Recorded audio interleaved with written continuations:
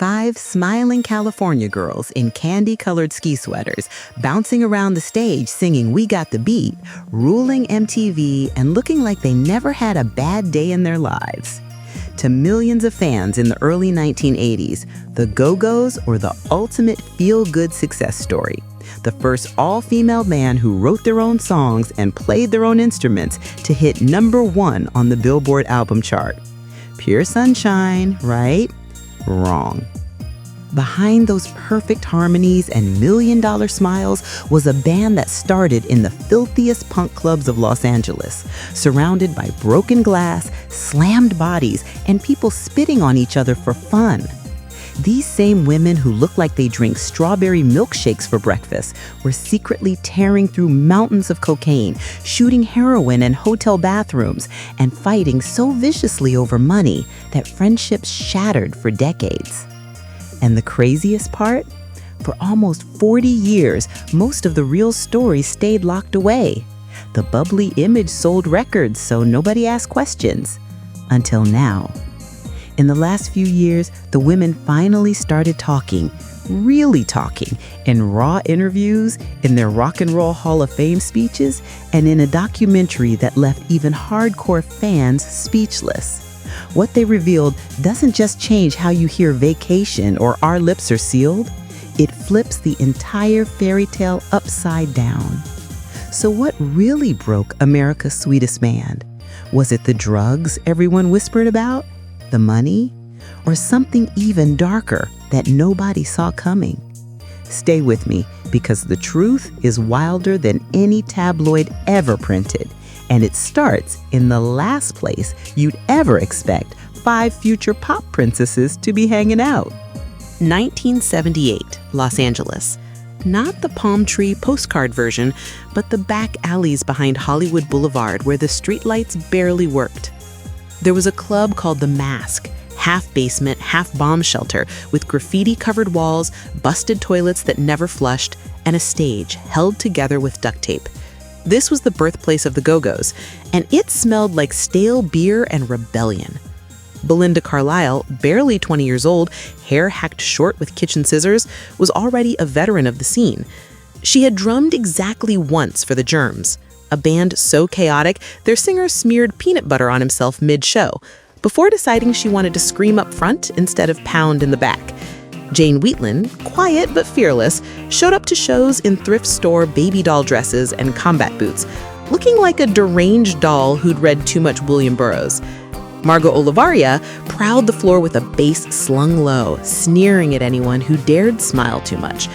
Charlotte Caffey, the newest member, brought actual musical talent and a sweet smile that fooled exactly nobody who knew her. They didn't audition. They didn't rehearse in garages with dreams of stardom. They formed the band because they were bored, angry, and wanted to make noise that scared their parents. First practices happened in living rooms littered with empty bottles and cigarette butts. Their early songs had titles like "Robert Hilburn Can Kiss My Ass," a middle finger to the most powerful music critic in town. They opened for bands like Fear and X, got bottles thrown at them, and laughed about it on the drive home in a beat-up van that smelled like wet dog. This wasn't a cute girl group origin story. This was 5 misfits who bonded over hating the same things: disco, fake smiles, and anyone who told them girls couldn't headline their own chaos. They played fast, messy, and loud, and every chord screamed, "We don't belong anywhere else, so we built our own world." And for a minute, that world felt unbreakable. But nothing stays underground forever. Not when one of your songs accidentally sounds like a hit and the suits with money come knocking. By the summer of 1981, everything exploded. One minute they're borrowing amps and sleeping on fans' floors. The next, their debut album, Beauty and the Beat, is sitting at #1 for 6 straight weeks, 2 million copies sold. Rolling Stone slaps them on the cover with the headline, "The Go-Gos Got the Beat and Everything Else." MTV plays Our Lips Are Sealed and We Got the Beat so often that little kids know the words better than the national anthem. Suddenly, they're opening for the Police in football stadiums, headlining Madison Square Garden, and getting mobbed at airports by screaming teenagers who think they're the nicest girls on earth. Their videos are all pastel colors, water skiing, and synchronized dance moves in candy-striped bathing suits. The label dresses them in fluffy sweaters and tells them to smile bigger. And they do, because the money is insane and the ride is addictive. But here's what the cameras never showed.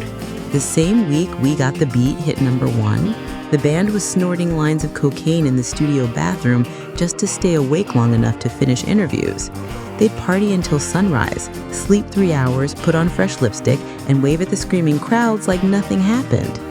Charlotte Cafee remembers flying first class for the first time and thinking, this is what success feels like. Then she locked herself in the airplane lavatory to do another bump because the high from the last one was already fading. Belinda Carlisle started using cocaine when she was 14 as an appetite suppressant and never really stopped. Now she had an unlimited budget. Jane Weedland said the drug made her feel like a superhero until the crash hit and she couldn't leave her hotel room for days. On tour buses, they kept a mirror the size of a pizza tray in the back lounge. Roadies called it the conference table. Everyone took turns. It wasn't even a secret anymore. It was just how you survived the schedule. 20 cities and 25 days, radio contests, screaming fans ripping their clothes. Cocaine wasn't a vice, it was fuel. And nobody in the machine told them to slow down. Managers saw dollar signs. The label saw another album to sell. So the girls smiled wider, danced harder, and told reporters, we're just having fun, while their pupils looked like black saucers. They were on top of the world, but the higher you climb on that kind of fuel, the harder the shadows creep in. And for one member, the real nightmare wasn't the cocaine everyone could see. It was something she was hiding so well that even the other 4 had no idea how bad it had already gotten. It happened in London, 1979, before anyone outside Los Angeles even knew their name. Charlotte Cafee was 25, sitting on a stained mattress in a cheap flat near Portobello Road. A friend visiting from San Francisco pulled out a little packet and said, "Try this, it's smoother than Coke." Charlotte had never seen heroin before. She snorted one tiny bump, barely the size of a match head. She describes it the same way every single time she's ever told the story. The moment it hit, every single cell in her body sighed with relief, like she'd been holding her breath since the day she was born and finally got to exhale. Warm, quiet, perfect. That was it. One bump and she was hooked for the next 7 years. Back home, she kept it secret. Cocaine was everywhere. Nobody blinked. Heroin was different. It was the drug that killed Sid Vicious, the drug that made you nod out in corners and disappear. So Charlotte learned to function, smile for photos, nail guitar solos, write hit songs, then lock herself in hotel bathrooms to cook up on a spoon balanced on the toilet tank. By 1983, the habit cost her $300 to $400 a day. She carried a little leather pouch with syringes, cotton balls, and a lighter everywhere she went.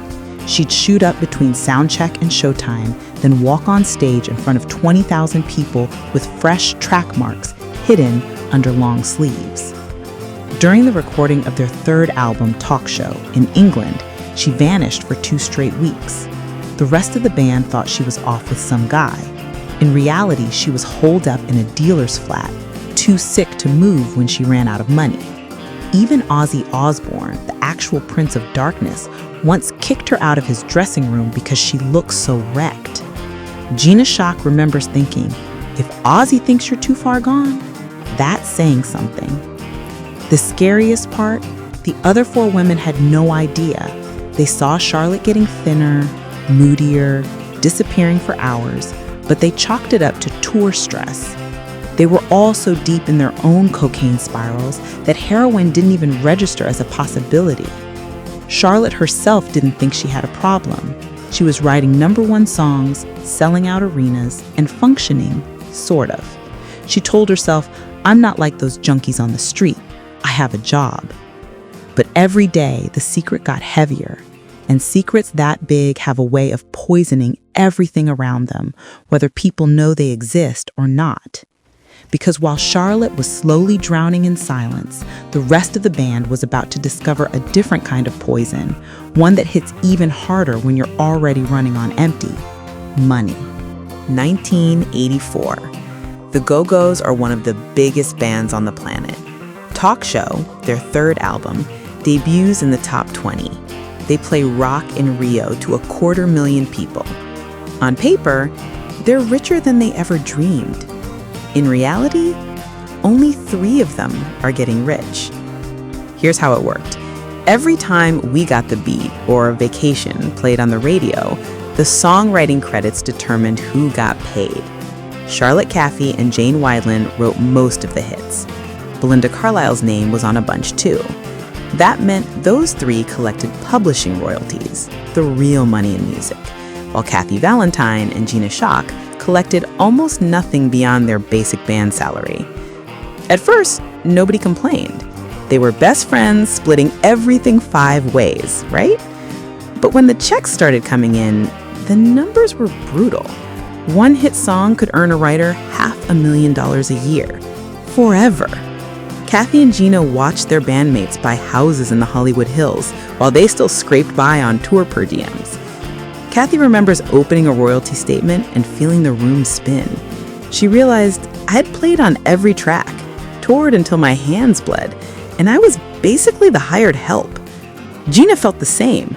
She learned bass in 6 weeks to save the band, pounded drums until her wrists needed ice every night, and now she was watching the others cash checks with 6 zeros. The fight started small. Snide comments in the studio, eye rolls over who paid for dinner, then escalated fast. Rehearsals turned into shouting matches, someone threw a tambourine at someone else's head. Belinda and Charlotte, the main writers, insisted the system was industry standard. Jane tried to play peacemaker, but got accused of picking sides because her own checks were huge. Then came the moment everything cracked open. October 1984. Jane Wiedlin walks into a band meeting and says she's done. She wants more lead vocals, more songwriting credit, and a bigger slice of the pie. When the others refuse, she quits on the spot. Just like that, the band's main harmony voice and co-writer of their biggest songs is gone. The official story fed to the press? Jane wants to try acting. The real story? She later admitted she couldn't stand watching her best friends choose money over loyalty. They replaced her with Paula Jean Brown and swore they'd keep going. But the damage was permanent. Trust was shattered. Every conversation now had an edge. Every royalty quarter felt like a fresh betrayal. And with the money fights now out in the open, the final domino was about to fall, faster and harder than any of them saw coming. March 1985. The talk show tour is finally over. They've just played to 250,000 people in Rio, fireworks exploding overhead, the crowd roaring so loud the ground shook. On stage, they still look invincible. 5 women in matching black leather, grinning like the old days. Backstage, nobody is smiling. Charlotte Caffey is ghost white and shaking. She hasn't slept in 4 days, and the heroin she scored in Brazil is barely keeping withdrawal away. Belinda's cocaine paranoia has reached the point where she's convinced the Brazilian police are following her. Gina's wrists are so swollen from drumming, she can't hold a coffee cup. Kathy is counting pennies in her head again, knowing the next royalty check will once more skip her name. And Jane isn't even there anymore. They pile into a van headed to the airport. Someone turns on the radio and Head Over Heels comes on. For 30 seconds, they all sing along out of muscle memory, the way soldiers salute a flag they no longer believe in. Then silence falls like a guillotine. Charlotte breaks it. Voice flat, almost robotic, she says, "When we land in LA, I'm checking into rehab, like the second we touch down." Nobody argues. Nobody asks questions. They just stare out the windows at the Rio skyline disappearing behind them. 2 weeks later, Belinda and Charlotte sit the others down in a lawyer's office in Beverly Hills. No screaming this time, just paperwork. The Go-Gos are officially over. The statement to the press will say creative differences. The truth is simpler and uglier.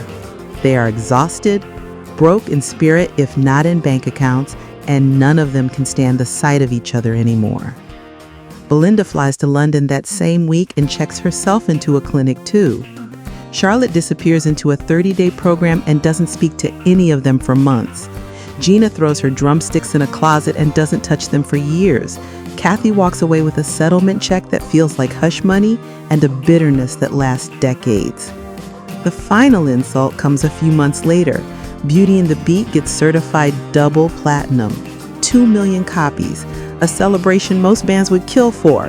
The Go-Gos don't even send each other a card. They had promised the world they'd be different, 5 women who would stick together no matter what. Instead, they became the cautionary tale they swore they'd never be. But endings are rarely as clean as press releases make them look, and some of the worst fallout was still waiting in the wings, ready to drag them back into courtrooms and tabloids for another 20 years. The breakup wasn't the end of the pain.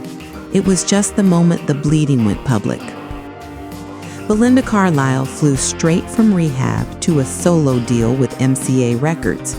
Her first single, Mad About You, hit the top 3 in 1986, and suddenly the woman who used to puke in tour bus toilets every morning was on the cover of magazines as a polished pop princess. She looked clean, happy, and richer than ever. Behind the scenes, she was still white-knuckling sobriety one day at a time, terrified the cocaine monster would crawl back through the window the second she relaxed. Charlotte Cathy got clean in 1985 and stayed that way, but the guilt never left. She wrote songs for other artists, some huge hits, while quietly sending apology letters to the women she felt she'd betrayed. Most went unanswered for years. Jane Wiedlin tried acting, scored a few cult movies, and released solo records that barely sold. Every interview she gave for the next decade carried the same undercurrent. I miss my sisters, but I don't know how to fix what broke. Kathy Valentine and Gina Schock felt the most abandoned. They had given their 20s to the band, learned their instruments for the band, and walked away with almost nothing when the money was counted. Kathy moved to Austin, started new bands, and spent years in therapy trying to untangle the rage. Gina toured as a hired gun for other artists and refused to even say the name Go-Gos in interviews. Then the lawsuits started. First, in the 90s, Kathy and Gina sued the others over unpaid royalties from the greatest hits packages that kept selling while they scraped by. The case dragged on for years and ended in a settlement nobody would discuss. Then, in 2012, Gina filed another suit, claiming she'd been frozen out of merchandising and reunion decisions. Court papers described screaming phone calls, shred contracts, and decades-old grudges read aloud in front of a judge. Every time the band tried to reunite, 1990, 1994, 2001, the same ghosts walked back into the room. They'd hug for the cameras, play the old songs perfectly, and then someone would bring up money or credit or that time you said I was just the drummer, and the knives came out again. Fans watched from the outside and begged them to grow up. The women themselves kept saying, "We're trying." But trying is hard when every royalty check feels like proof that your contribution was never valued the same.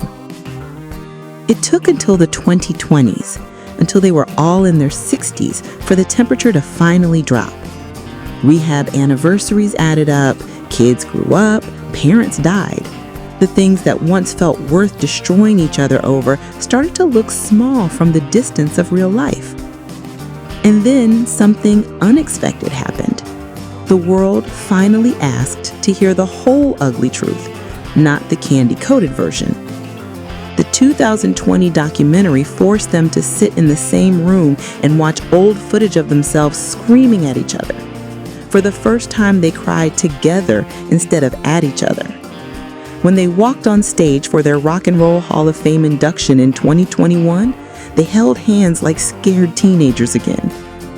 They said the past was the past. But even now, in 2025, every reunion carries the same quiet question. How long until the next crack appears? Because some wounds scar over, but they never really disappear. And the next chapter they're writing right now might just be the most surprising one yet. So here we are, 45 years later. 5 women in their 60s just played Coachella, jumping around in the desert like it was 1982 all over again. Billie Joe Armstrong from Green Day ran on stage to scream, "We got the beat" with them, and the internet lost its mind. A month later, they headlined the Cruel World Festival in Pasadena. Same set list, same energy, same smiles that once hid heroin spoons and million-dollar grudges. Only this time, the smiles are real. They've spent the last few years finally saying the quiet parts out loud, the addictions, the money fights, the nights they hated each other so much they couldn't share a stage. And somehow, telling the truth didn't destroy the legacy, it made it bigger. Beauty and the Beat is back on the charts. A whole new generation discovered them through TikTok and that documentary, kids who weren't even born when the band broke up. The Go-Gos proved something nobody expected. You can be punk rock messes who almost killed yourselves and each other and still come out the other side as pioneers worth celebrating. They weren't perfect California girls. They were real ones. Flawed, furious, and fearless enough to write their own songs when every record executive told them girls couldn't do that. Maybe that's the actual truth they've been exposing all along. The mess is what made the magic possible. So, next time you hear "vacation" in a grocery store or see those pastel videos on YouTube, remember the bathrooms where they cried, the spoons they hid, and the friendships they had to rebuild from ashes. And ask yourself, how many of your own favorite bands are hiding the same kind of chaos behind the chorus? If this is the kind of untold celebrity story you love, the messy, human, no-filter kind, hit that subscribe button and ring the bell. We drop new deep dives every week. And trust me, the next one is even wilder. See you in the comments. I read every single one. Now go blast "We Got the Beat" and think about everything those 5 women survived to give it to you. This is Retro Celeb Talk, signing off.